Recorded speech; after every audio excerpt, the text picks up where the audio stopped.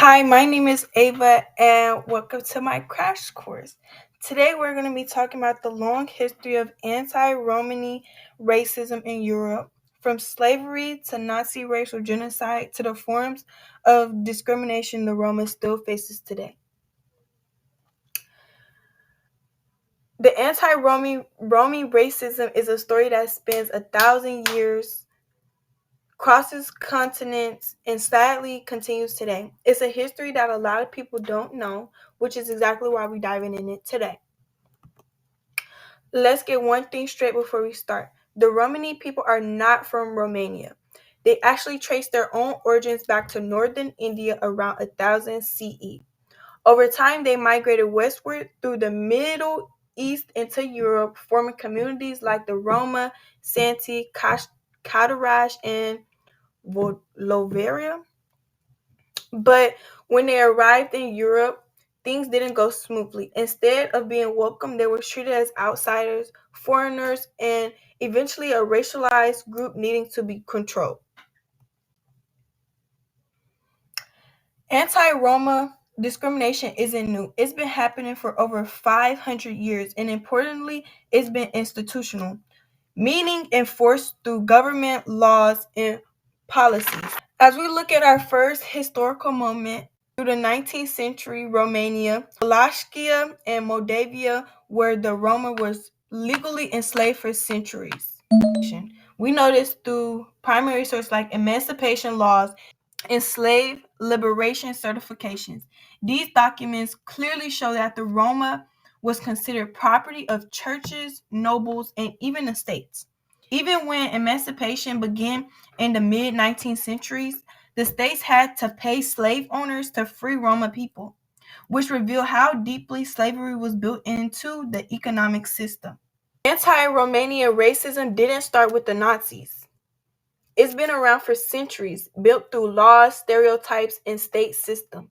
One of the most defining examples is slavery. From the 1300s to the mid 1800s, Romana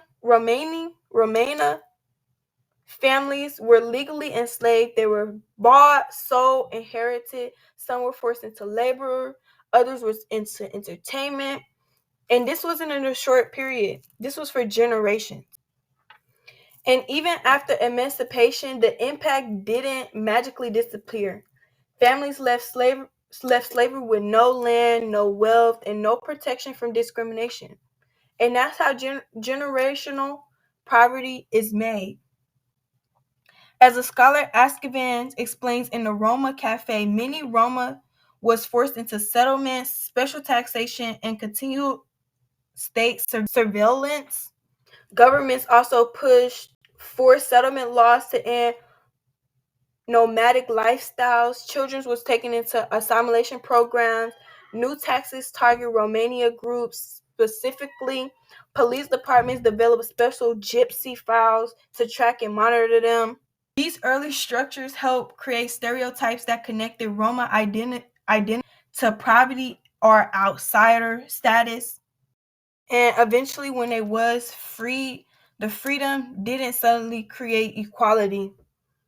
So basically, Europe spent centuries creating systems designed to restrict Romanian life.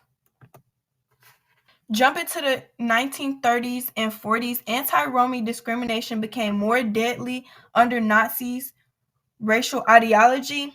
Many European countries already saw Romanian people as a problem. States forced them to register with police, carry ID cards, give fingerprints, and accept constant surveillance. And this exactly made it very easy for the Nazis to escalate things. Under Nazi ideology, Romanian people were officially classified as a racially inferior and dangerous. Although issued by Himmler, the Ashkenazi Decree signed in 1942 ordered the deportation of the Roman families across Europe. Although issued by Himmler, the Ashkenazi Decree signed in 1942 ordered the deportation of the entire Romani family, including children, to the Ashkevet-Birkenau. This decree created the Gypsy family camps, holding more than 23,000 Roma and Santis. They were imprisoned, and unlike Jewish prisoners, many Romani families were kept together in family camps. And that might sound like a small mercy, but it wasn't. This was done for medical experiments and later for a mass extermination, which led us to the most tragic night in Romanian history. On this single night, known as Nights of the Gypsies, the Nazis liquidated the entire Romaine family camp at Ashkovit, and 2,897 Romania people were murdered in just a few hours.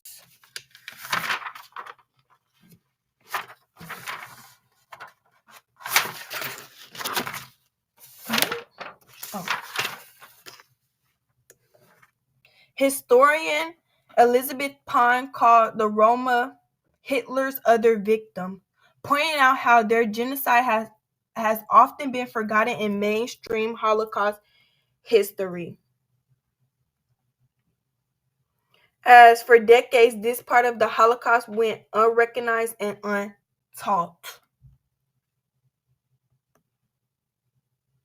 You might expect the discrimination to end after World War II, but it didn't. Another primary source I used spreaded the documents of the world spread discrimination across Europe. Many countries kept segregated school, police violence, discriminative housing laws, forced evictions, and unequal job opportunities to show that the anti-Roma racism didn't disappear and that it adapted.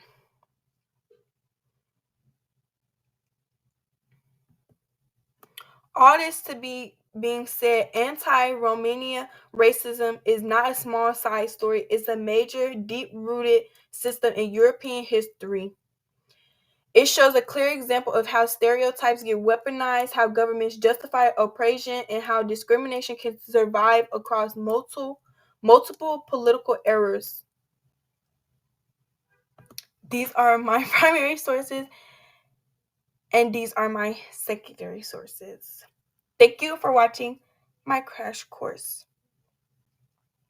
And I also created a small assignment based on my crash course. Bye.